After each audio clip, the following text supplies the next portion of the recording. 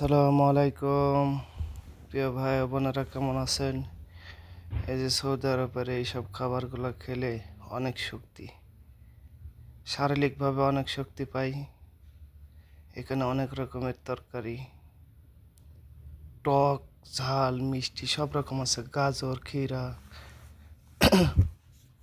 জায়তুন, যে এদিকে সব জায়তুন, আর এই যে উপরে মধু মধু মধু আর এগুলো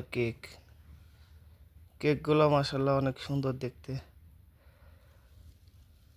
এগুলোর নাম কি কেউ যদি জানো তো কমেন্টে জানাও। অনেক সুন্দর। আজকে আমরা এই যে হালুয়া নিব আর কিছু জায়তুন নিব, নিয়ে রুটি দিয়ে খাইব ইনশাল্লাহ। দারুণ স্বাদ। কেকগুলো মাশাআল্লাহ অনেক স্বাদ।